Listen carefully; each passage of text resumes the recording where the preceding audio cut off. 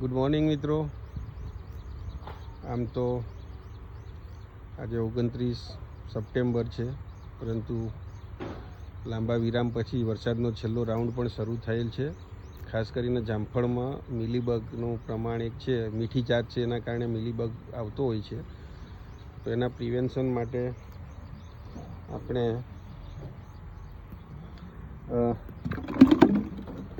નિમિસાઇડ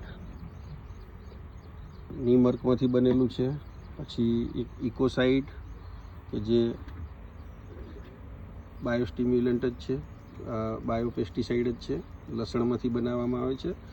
નીમ છે, લીમડામાંથી જોઈ શકીએ છીએ આપણે ગ્રીન જે સિમ્બોલ છે ગ્રીન છે, એટલે એમાં કોઈ કેમિકલ તત્વ નથી। સાથે સ્પ્રેડર પણ યુઝ કરેલું છે। મિત્રો આપણે થોડાક સમય પછી બનાવીશું ત્યારે પણ એક લાઈવ ડેમો કરીશું। ખાસ કરીને જે સાગરિકા સી વીડ્સ આવતું હોય છે, દરિયાઈ ઘાસ જે હોય છે વનસ્પતિ, એમાંથી તો કાચું મટીરિયલ સીવીડનું ગીર સોમનાથ બાજુથી મંગાવેલું હતું, પણ એ ભાઈએ એક એમને પોતાના માટે ઉપયોગ કરેલો અર્ક પણ આપણે આમાં એડ કરેલો છે। તો આ લિક્વિડ તૈયાર છે। ખાસ કરીને મિલીબગ માટે આપણે ઉપયોગ કરેલો છે, પરંતુ આનો સ્પ્રે ચાલુ હતો એ સમય દરમિયાન કેટલીક ઈયળો જોવા મળેલી હતી। તો આનું ભલે કેમિકલ નથી, પેસ્ટિસાઇડ નથી, છતાં એનું જે રિઝલ્ટ આપણને તાત્કાલિક જોવા મળે છે એ ખાલી શેર કરવું છે। જો મિત્રો આ ઈયળો જોઈ શકાય છે, આ રહી જે પાન ખાઈ જાય છે,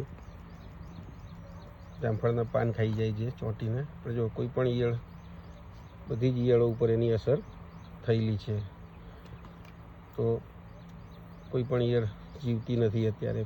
3-4 મિનિટ જ થઈ સ્પ્રે કર્યો અને તરત જ આ તમામ ઈયળ ઉપર એની અસર થયેલી છે। તો સારી બાયોપેસ્ટિસાઇડનો આપણે ઉપયોગ કરીએ, પ્રમાણભૂત જે કંપની હોય એની વસ્તુનો ઉપયોગ કરીએ તો ચોક્કસ આપણને રિઝલ્ટ મળે છે।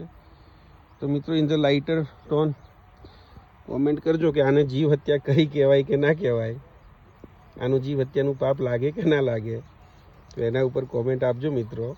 એની હાવ લાઇટર ટોનમાં છે, તો આપણે જામફળ બાયોપેસ્ટિસાઇડનો ઉપયોગ કરીએ। કદાચ આ બાજુમાં મકાઈ વાવી છે જે એના કારણે આ ઈયળ આવી હોઈ શકે, વોટ એવર જે કંઈ હોય તે, પરંતુ મુખ્યત્વે એનો ઉપયોગ આપણે ખાસ કરીને મિલીબગ માટે જ છંટકાવ કરીએ છીએ। ઇકોસાઇડ છે મિલીબગ માટે, અક્સીડ છે, તો એના માટે જ લીધેલું છે। તો બસ મિત્રો એક આ સારું રિઝલ્ટ જોવા મળ્યું તો આપની સાથે શેર કરેલું છે બાયોપેસ્ટિસાઇડનું। અને નિમિસાઇડ છે પણ બાયોપેસ્ટિસાઇડ જ કહેવાય, નીમ ઓઇલમાંથી બનેલું છે એટલે। થેન્ક યુ મિત્રો।